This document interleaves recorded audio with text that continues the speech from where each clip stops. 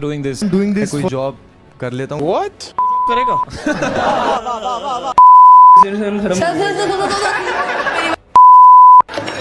कभी वहाँ से निकलने के बाद मरना तेरे को डर नहीं लगता? 6 फुट 4 इंच भाई ये तो उसी पे डोरे मार रही है सीधा भाई। और नीचे से मिनिमम कितना है?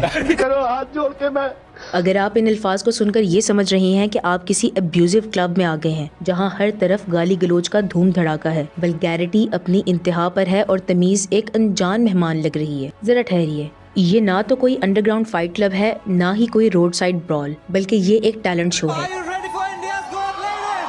लेकिन मसला ये है कि यहाँ टैलेंट इनडिसेंसी और वल्गैरिटी का है। जजेस के पास शायद कोई कंस्ट्रक्टिव क्रिटिसिज्म या इंसाइटफुल एनालिसिस का स्कोप नहीं, लेकिन बेहद चीप और ऑफेंसिव अल्फाज की पूरी डिक्शनरी मौजूद है। तुझे मार्क चाहिए कि नहीं?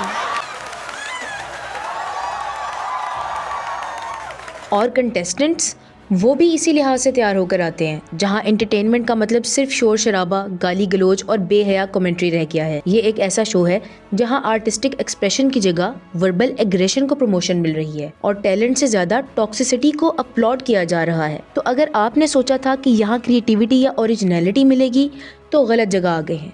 यही नहीं, अभी और सुनिए, क्योंकि ये एक टैलेंट शो नहीं बल्कि वल्गैरिटी शो है। जी हाँ, यहाँ उसी अनोखे और कंट्रोवर्शियल शो की बात हो रही है जहाँ वाहियात और नाजेबा जोक्स कैजुअली क्रैक किए जाते थे। ये शो एंटरटेनमेंट की बाउंड्रीज क्रॉस करके चीप थ्रिल्स और टॉक्सिसिटी का मार्केट प्लेस बन चुका था। और अब कुछ दिन पहले सो कॉल्ड जजेस ने शो के दौरान ऐसे एक्सप्लिसिट कमेंट्स पास किए जो पूरे इंडिया की मोरालिटी को झंझोड़ कर गए। हर जगह बस इसी शो और इसके होस्ट का चर्चा हो रहा है। ये एक Indian Hindi language talent show था जो समय रायना ने यूट्यूब पर होस्ट किया। शो का मकसद मुल्क भर के लोगों को अपना हिडन टैलेंट दिखाने का मौका देना था, चाहे वो सिंगिंग, डांसिंग, मैजिक, कॉमेडी या किसी भी तरह की यूनिक परफॉर्मेंस हो। लेकिन ये सिर्फ एक ऑर्डिनरी टैलेंट शो नहीं था, ये गॉट टैलेंट फ्रेंचाइज और किल टोनी से इंस्पायर्ड था, मगर एक देसी ट्विस्ट के साथ। यहाँ सिर्फ परफॉर्मेंसेज नहीं होती थी बल्कि जजेस कंटेस्टेंट्स का क्रिटिक भी देते, जोक्स क्रैक करते और उनसे तंजो मिजाज से भरी क्रॉस क्वेश्चनिंग भी होती। एक तरफ टैलेंट का शोकेस, दूसरी तरफ कॉमेडी और रोस्टिंग का तड़का। ये कॉम्बिनेशन इस शो को और भी एंगेजिंग बनाता था। यूट्यूब के फ्री फ्लो फॉर्मेट ने इस शो को और भी स्पॉन्टेनियस और अनफिल्टर्ड बना दिया था, जहां रॉ ह्यूमर और एंटरटेनमेंट का एक नया ब्लेंड देखने को मिलता। मगर क्या ये आज़ादी हद से ज्यादा नहीं चली गई? क्या ये बोल्ड ह्यूमर था या मोरालिटी का मजाक? ये सभी सवाल तब उठने लगे जब ये शो एक बड़ी कंट्रोवर्सी का शिकार हो गया। इंडियाज गॉट टैलेंट ने अपनी डाइवर्सिटी और रॉ टैलेंट को हाईलाइट करने की वजह से जल्द ही शोहरत हासिल की। ये शो इंडिया के मुख्तलिफ इलाकों से आने वाले हिडन टैलेंट्स को एक ऐसे प्लेटफॉर्म पर लाया जो पहले कभी नहीं देखा गया। ऐसे हुनरमंद लोग जो शायद कभी मेन स्ट्रीम एंटरटेनमेंट का हिस्सा ना बनते, उनको यहाँ स्पॉटलाइट मिलने लगी। इनिशियल पेट्रोनेज का सबसे बड़ा सबब था शो का अनफिल्टर्ड और इंटरैक्टिव फॉर्मेट, जिसमें सेलिब्रिटीज जजेस ना सिर्फ कंटेस्टेंट्स को जज करते बल्कि अपने डार्क ह्यूमर और मज़ाहिया अंदाज से शो को और भी इंगेजिंग बना देते। ये कैजुअल और स्पॉन्टेनियस स्टाइल यंग ऑडियंस के बीच वायरल होने लगा। इंटरनेट सोर्सेज के मुताबिक सिर्फ यूट्यूब मेंबरशिप से हर महीने ये शो 1.5 करोड़ से ज्यादा कमा रहा था, जबकि हर एपिसोड के इन स्ट्रीम एड्स भी अच्छी खासी एडिशनल इनकम जनरेट कर रहे थे। ये सक्सेस दिखाती थी कि लोग इस नए और बोल्ड फॉर्मेट को पसंद कर रहे थे। लेकिन जैसे जैसे शो की पॉपुलैरिटी बढ़ती गई, इसका ह्यूमर और कंटेंट एक और डायरेक्शन लेने लगा। Raj Gupta man ji, thank you मैं बोला क्या मैंने? Intensive vulgarity and questionable content. इस शो में कंटेस्टेंट्स जजेस के पैनल के सामने परफॉर्म करते और उनके एक्ट्स को इवैल्यूएट किया जाता। इस शो का सबसे यूनिक एलिमेंट इसका कंटेस्टेंट रेटिंग सिस्टम था। हर परफॉर्मेंस से पहले कंटेस्टेंट्स खुद अपनी परफॉर्मेंस को रेट करते और अगर उनका सेल्फ रेटिंग एवरेज जजेस की दी गई रेटिंग से मैच कर जाता तो कंटेस्टेंट जीत जाता था। ये एक नया और इंटरैक्टिव ट्विस्ट था जो शो को और भी इंगेजिंग बनाता। 14 जून 2024 को समय रैना ने अपने YouTube चैनल पर इस शो का आगाज किया। ये तेजी से मशहूर हुआ और देखते ही देखते यूथ ऑडियंस का फेवरेट बन गया। मगर 12 फरवरी 2025 को पूरा शो और उसके तमाम एपिसोड्स YouTube से हटा दिए गए। इसकी वजह बनी एक बड़ी कंट्रोवर्सी जो रणवीर अलाहाबादिया और अपूर्वा के डेरोगेटरी कमेंट्स के बाद भड़की। ये कंट्रोवर्सी सिर्फ एक वायरल मोमेंट नहीं था, बल्कि इसने पूरे शो की क्रेडिबिलिटी और फ्यूचर को सवाल के घेरे में डाल दिया। इसके बाद इंडियन पब्लिक, मीडिया, पार्लियामेंटेरियंस, तकरीबन सभी तरफ से एक्सट्रीम रिएक्शन आया। इन तमाम लोगों को शदीद क्रिटिसिज्म का सामना करना पड़ा। अगर मेरी मुलाकात इस व्यक्ति से सीधा होगी ना, जिसको ना तो किसी कबड्डी बचा पाएगी और ना कोई दुनिया की ताकत।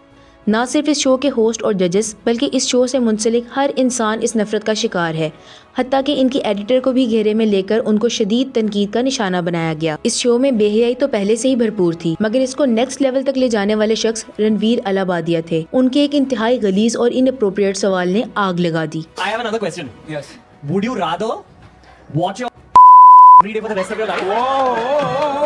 Or would you join in once and stop it forever?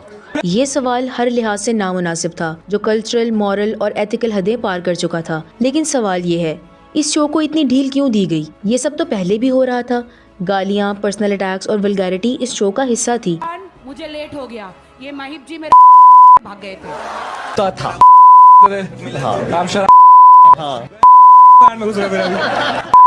Marks चाहिए कि नहीं? और इंडियन पब्लिक भी मजे से ये सब एंजॉय करती रही। फिर अचानक सबको याद आया कि हदें पार हो चुकी हैं और यंगस्टर्स की मॉरल डेवलपमेंट खतरे में है। चलो भाई, देखो अब मैं क्या करता हूँ। खैर, देर आए दुरुस्त आए। शायद रणवीर अलाबादिया का डाउनफॉल इसी शो से लिखा था। अगर इन्हीं रणवीर अलाबादिया की बात की जाए तो कहने को तो ये एक पॉपुलर इंडियन यूट्यूबर, एंटरप्रेन्योर और मोटिवेशनल स्पीकर हैं। फिटनेस, लाइफस्टाइल और सेल्फ इम्प्रूवमेंट जैसे टॉपिक्स पर कंटेंट बनाने की वजह से मशहूर हैं। और इनका अपना एक पॉडकास्ट द रणवीर शो भी है, जिसमें ये रिनाउंड पर्सनालिटीज के इंटरव्यूज करते हैं। सिर्फ इतना ही नहीं, 2024 में इनको नेशनल टीवी पर खुद नरेंद्र मोदी से अवार्ड भी मिल चुका है। लेकिन जरा गौर करिए, एक ऐसा शख्स जिसको मिलियंस देख रहे हैं, हजारों यंगस्टर्स इन्हें फॉलो करते हैं और ना जाने कितने लोग इन्हें अपना रोल मॉडल समझते हैं। जब एक इन्फ्लुएंशियल पर्सनालिटी इस तरह के गलीज और बेहयाई से भरे सवालात करेगी तो नई जनरेशन क्या सीखेगी? ये कैसा मैसेज दिया जा रहा है? क्या यही है सेल्फ इम्प्रूवमेंट? क्या यही है इंडिया का नया रोल मॉडल? अगर हम आजकल के कंटेंट का मुकाबला पहले के कंटेंट से करें तो जमीन आसमान का फर्क नजर आता है। पहले शर्म, हया और तमीज़ कंटेंट का हिस्सा होती थी और लोग क्वालिटी और मीनिंगफुल एंटरटेनमेंट को पसंद करते थे। मज़ाहिया कंटेंट भी एक लेवल का होता था, ऐसा जो हंसाता भी था और इज्जत भी बरकरार रहती थी।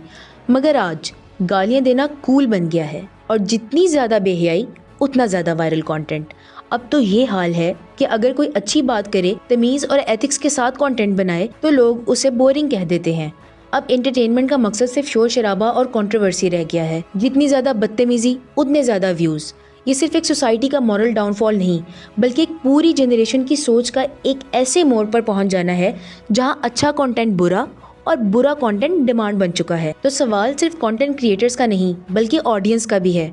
क्या हम भी उतने ही जिम्मेदार हैं? क्या हम एंटरटेनमेंट के नाम पर हर हद पार करने को तैयार हैं? आज जिस कंटेंट को हम बोल्ड या फनी कह रहे हैं, क्या वो असल में सोसाइटी के मॉरल डिक्लाइन का नया पहलू है? और अगर आज ये सब एक्सेप्ट कर लिया तो कल किस हद तक गिरने के लिए तैयार होंगे? क्या मॉडर्न डे लाइफ इतनी बोरिंग हो चुकी है कि अब हमें इन वाहियात चीजों का तड़का लगाना जरूरी लगता है? आखिर में फैसला आपका है, क्योंकि जो देखा जाता है वही बिकता है।